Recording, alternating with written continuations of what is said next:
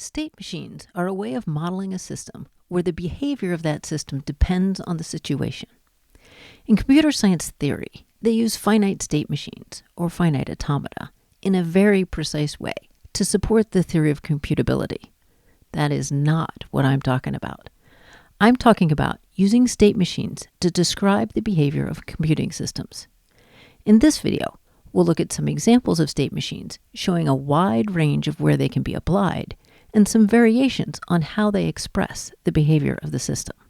For our first example, suppose you're building a 2D side-scrolling platform game like the old Mario games. When we render the character, the system draws an icon for the character in each frame. The way we make Mario slide as opposed to walk is to change the sequence of icons we render. We can model the choice of icons with a state machine like this. The circles are the states the machine can be in, and the edges show what makes the system move from one state to another. The character starts in this state, and we know that because it has an incoming arrow from nowhere. In this game, a player can go from running to sliding, but not from walking to sliding. When you're walking, you don't have enough momentum to slide. This machine's whole purpose is to manage the state and only allow legal transitions. No actions are attached to the machine at all. When it's time for the renderer to run, it looks at what state the character is in to decide how to render it. State machines have different strategies for dealing with invalid input. This one ignores it. The machine says nothing about invalid inputs, so it's assumed that invalid inputs are just ignored. If you try to hit the space bar to slide when you're walking, nothing happens because there are no outgoing arrows from that state that are labeled with the space bar. Embedded control systems often use state machines to manage devices. For example, consider a telephony transmission system. The purpose of the system is to carry a signal a long distance. To the switching network, it just feels like the cable, but it can go a much longer distance than just a cable can go. In addition, it provides robustness and the network monitoring. These systems are fully redundant, meaning that they have two complete sets of the equipment that carries traffic. At any moment, one is carrying the traffic, and the other is standby. If the system detects a loss of signal in the active equipment, it has to switch the traffic onto the standby equipment. In addition, the user interface can configure either side of the equipment to take it out of service for maintenance, so the machine has transitions for that and for putting it back into service.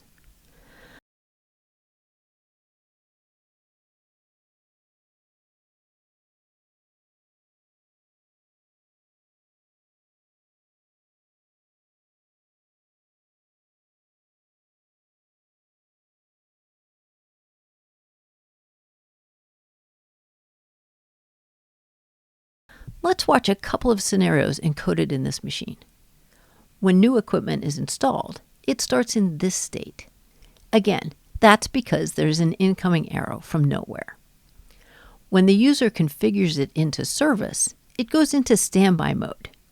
It doesn't carry traffic, but it does monitor its signal strength to make sure that it's ready to go into service and can detect a failure if it happens. Only if its partner equipment fails does it get put into service. Let's assume that that happens and we start carrying traffic. Then, if our signal fails, we go back to standby mode and ring an alarm. The user has to configure the equipment out of service to quiet that alarm. This machine not only controls state, but it also takes actions in each state. That makes it a Moore machine, named for Edward Moore, who invented it. For our next example, let's think about user interfaces. A lot of user interface frameworks leverage state machines because the UI has to manage a lot of asynchronous events. For example, let's think about a really simple web page that has to load one of its dropdowns with a set of options, and those options depend on data that's been passed into the page. So, some parameters have to be sent to the server to get to the data for that dropdown before the page can be rendered. We could model that with a Moore machine like this. In the initial state, the request for data is sent to the server. And depending on whether that request is successful or not, we go to a state that renders the screen to the user. In this case, the more machine is a little awkward because the actions don't last for the whole time that we're in that state. They happen as we enter the state. We can model that with a Mealy machine, which was named after George H. Mealy, where the actions are on the transitions.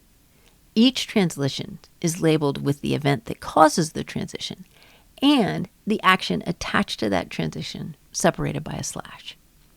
In this machine, we start in the initial state and immediately translate into the request pending state. The dash means that no input is required. We have to do that because we're not allowed to attach an action to the transition into the starting state. We sit in the request pending state until we get a response, and depending on which response we get, we render the appropriate page. To me, the Mealy machine version of this is more intuitive. But Mealy machines and Moore machines are equivalent in their ability to represent behaviors.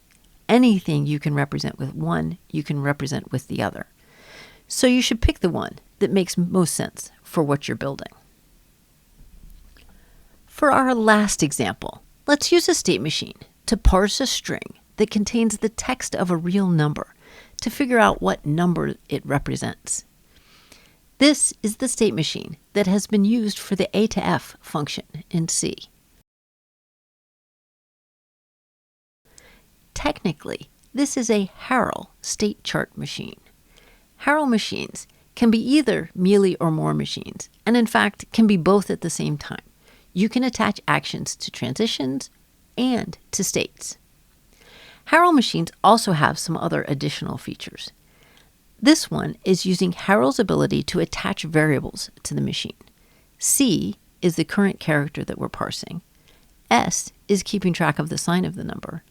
V is the value of the number so far. And P is the power of the tens exponent as we parse the decimal part of the number. Harell machines have lots of other features. The most commonly used one is that machines can be hierarchical. One state at this level can represent an entire submachine. Harell machines require a whole other video. There are a lot of options in Harell machines. Let's just use the variables for this one. Let's watch how this works for a couple of strings. Suppose we give it 3.14. We start in the starting state with s equal to 1 and v equal to 0. The first character is a digit, so we follow this transition, which will set v to the character 3 minus the character 0, which is the value 3. The next character is the decimal point, so we'll take this transition and set p to 1/10.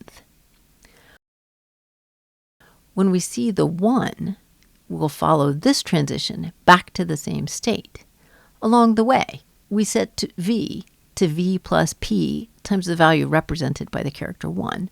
So we're adding 1/10 to v, which makes it 3.1.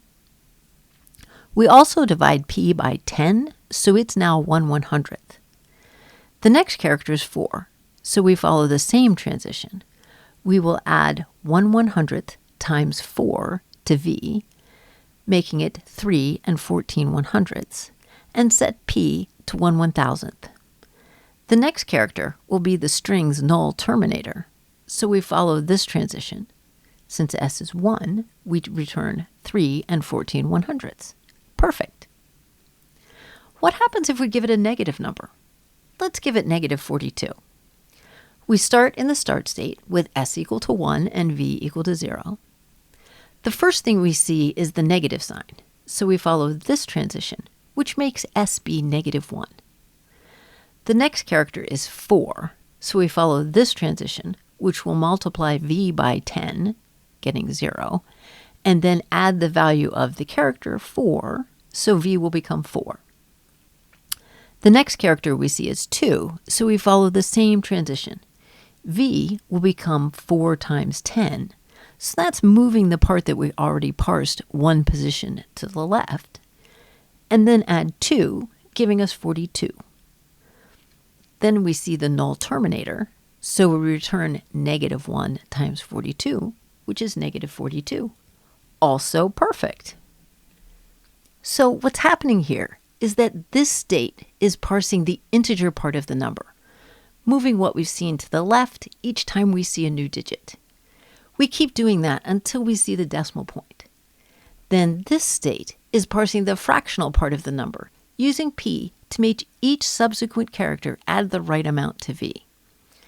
The reason a state machine makes sense for this problem is that the way we deal with a digit changes depending on whether or not we've seen the decimal point. Same input with different behavior is a good clue that a state machine might help. There's one more thing to notice about this machine. Remember how the machine for whether a character is running ignored all the invalid inputs? The alternative is to make the machine show how invalid inputs should be handled. This machine explicitly tells us what to do for invalid characters. These other transitions are taken if we see any input that doesn't have a transition out of that state. Remember that this machine is the machine that atof uses.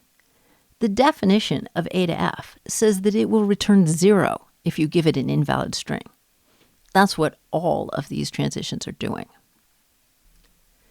So state machines are a great tool for describing a system whose behavior changes based on what it has seen. Once you've defined the machine, building the code from it is pretty magical. Check out my next video to see how I do that.